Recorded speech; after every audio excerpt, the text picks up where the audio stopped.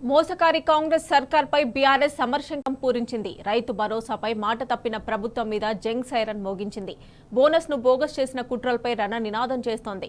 రేవంత్ సర్కార్ మోసాలపై ఇవాళ రంగారెడ్డి జిల్లా షాబాద్ లో బీఆర్ఎస్ రైతు దీక్ష తలపెట్టింది. 13 నెలల కాంగ్రెస్ పాలనలో అన్నదాతకు జరిగిన అన్యాయాన్ని మరోసారి ఎండగట్టనుంది. కాసేపట్లో ప్రారంభమయ్యే దీక్షకు బీఆర్ఎస్ వర్కింగ్ ప్రెసిడెంట్ కేటీఆర్ తో పాటు ముఖ్య నేతలు హాజరవనున్నారు. రేవంత్ ఏలుబడిలో రైతన్న పడుతున్న గోసను కళ్లకు కట్టనున్నారు.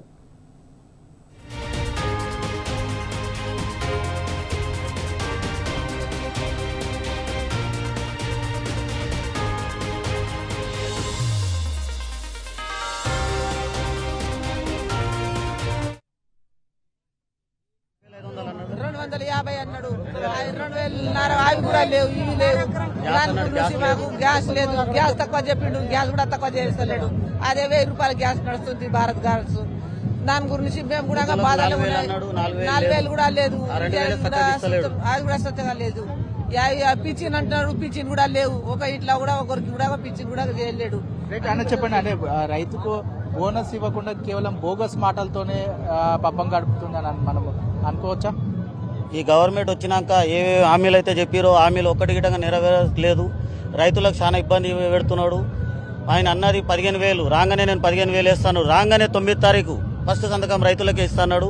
అది గిటంగా ఇవ్వలేదు. మా కేసీఆర్ ఇచ్చిన 10,000 గిటంగా ఇవ్వట్లేదు, అది గిటంగా ఇవ్వట్లేదు. ఇప్పటి వరకు ఏది గిటంగా అమలు కరెక్ట్ చేయట్లేదు. 2,500 ఆడపిల్లలకు ఇస్తానని చెప్పిండు, అది ఇవ్వలేదు.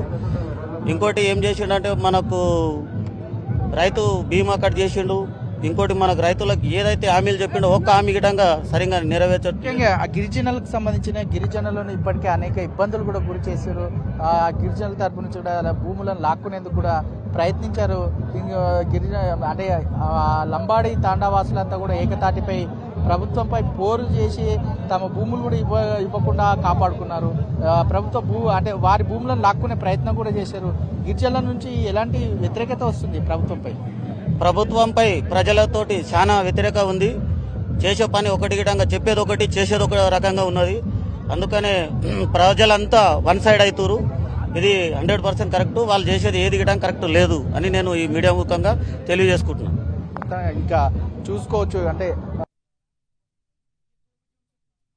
నుంచి కూడా తరలి వస్తున్నారు. ఈ రైతు మహాధర్నాకు సంబంధించిన కేటీఆర్ గారు ఏం ప్రసంగించబోతున్నారు, రైతులకు సంబంధించిన ఎలాంటి సపోర్ట్ ఇస్తున్నాడు, గతంలో రైతులను రాజు అయితే ఎట్లా చేసారో ఇప్పుడు కూడా అది ఉంటుందా లేదా అని చెప్పేసి ధర్నాలో రైతులు కూడా తమ ఆవేదనను వ్యక్తం చేస్తున్న పరిస్థితి కనిపిస్తూ ఉంది. మరి కాసేపట్లో కూడా BRS party working president KTR గారు వస్తున్న నేపథ్యంలో కూడా ఇక్కడ రోడ్డుపై స్వాగతం పలికేందుకు పెద్ద ఎత్తున మహిళలు కావచ్చు, బీఆర్ఎస్ పార్టీ నాయకులు కావచ్చు, అటు రైతులు కావచ్చు, వారికి స్వాగతం పలికేందుకు కూడా పెద్ద ఎత్తున కూడా ఇక్కడ నిలబడ్డారు. మరో పక్క కూడా కళాకారులు కూడా తమ అంటే కళారూపంలో కూడా స్వాగతం పలికేందుకు ఇక్కడ పెద్ద ఎత్తున కూడా మాజీ జెడ్పీటీసీ పట్నం అవినాష్ రెడ్డి ఆధ్వర్యంలో కూడా ఈరోజు ఈ కార్యక్రమాన్ని కొనసాగబోతుందని చెప్పేసి ఇక్కడ బీఆర్ఎస్ పార్టీ నాయకులు చెప్తున్న పరిస్థితి కనిపిస్తుంది. మరోపక్క కూడా రైతును ఎట్లయితే నిండా ముంచేసిందో 6 గ్యారంటీలను పక్కన పెట్టి కల్లిబొల్లి మాటలు చెప్తూ కూడా ఈ ప్రభుత్వం పబ్బం గడుపుతుందని చెప్పేసి